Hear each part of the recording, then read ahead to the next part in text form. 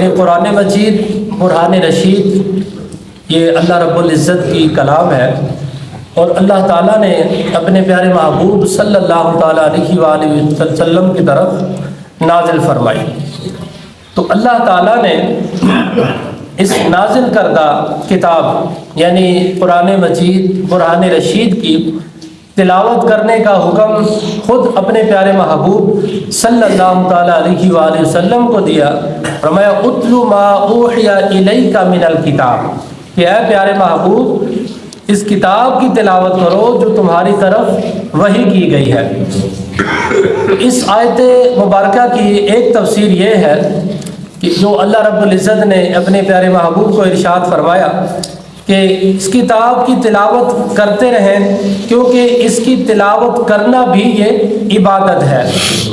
اس میں لوگوں کے لیے واعظ و نصیحت بھی ہے، اور اس میں احکام بھی ہیں، آداب، اخلاقیات اور اچھائیوں کی تعلیم بھی ہے، یعنی قرآن مجید میں۔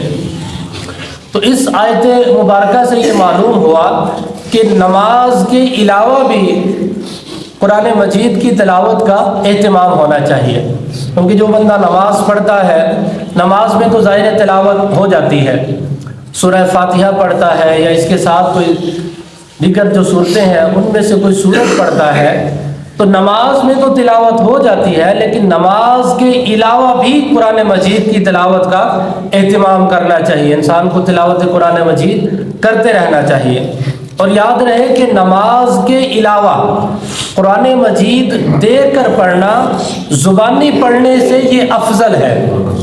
یعنی ایک ہے بندہ جو چیز حفظ ہے زبانی پڑھ رہا ہے، ایک ہے یہ تلاوت کرنا، اور ایک یہ انداز ہے کہ قرآن مجید آپ کے سامنے ہے، آپ نے اس کو کھولا ہوا ہے اور آپ دیکھ کر اس کی تلاوت کر رہے ہیں، تو دیکھ کر تلاوت کرنا یہ زبانی پڑھنے سے زیادہ افضل ہے۔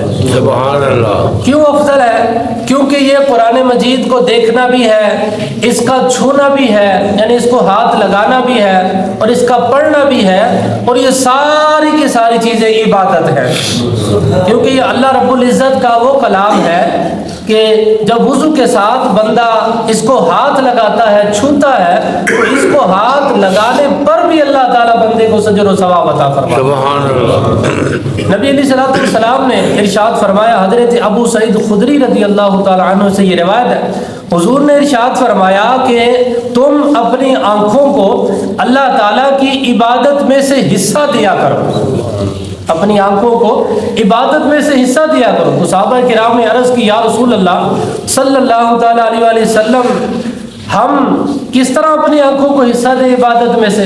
تو ارشاد فرمایا کہ قرآن مجید دیکھ کر پڑھنا، اس کے معانی میں غور و فکر کرنا، اور اس میں بیان کیے گئے عجائبات کی تلاوت کرتے وقت عبرت اور نصیحت حاصل کرنا۔ اسی طرح نبی علیہ الصلوۃ والسلام نے قرآن مجید کی تلاوت کی بھی ہے، اور صحابہ کرام سے تلاوت سننے کا بھی اہتمام فرمایا۔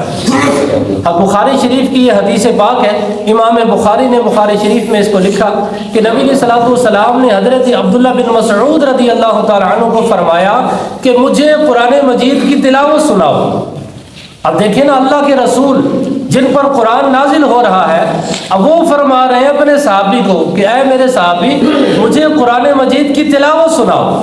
تو حضرت عبداللہ بن مسعود عرض کرنے لگے، یا رسول اللہ صلی اللہ تعالیٰ علیہ وسلم میں آپ کو قرآن پاک کی تلاوت سناؤں، حالانکہ قرآن تو آپ پر نازل ہوا ہے۔ تو نبی علیہ الصلوۃ والسلام نے ارشاد فرمایا کہ اے میرے صحابی، اے عبداللہ بن مسعود، مجھے دوسرے سے قرآن مجید سننا یہ زیادہ پسند ہے، زیادہ اچھا لگتا ہے۔ تو نبی علیہ الصلوۃ والسلام تلاوت فرماتے بھی تھے اور دوسروں سے تلاوت سننے کا اہتمام بھی فرمایا۔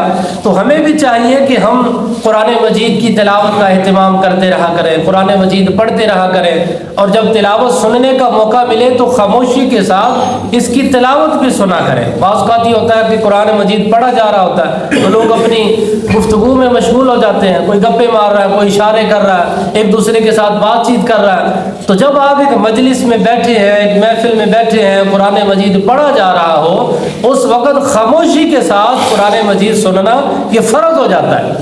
اگر اس وقت بندہ گفتگو کرے، باتیں کرے تو وہ بندہ گنہگار ہوتا ہے۔ قرآن مجید کا یہ احترام ہے، آداب میں سے ہے کہ جب قرآن مجید پڑھا جا رہا ہو اس وقت خاموشی کے ساتھ اس کی تلاوت سنی جائے، کیونکہ اس کا حکم اللہ تعالیٰ نے دیا۔ رب نے فرمایا وَإِذَا قُرِئَ الْقُرْآنُ فَاسْتَمِعُوا لَهُ وَأَنصِتُوا لَعَلَّكُمْ تُرْحَمُونَ، کہ اے لوگوں جب قرآن مجید پڑھا جائے تو خاموشی کے ساتھ، ادب کے ساتھ، توجہ کے ساتھ اس کی تلاوت سنو، لَعَلَّكُمْ تُرْحَمُونَ، تاکہ اللہ تعالیٰ تمہارے اوپر رحم فرمائے۔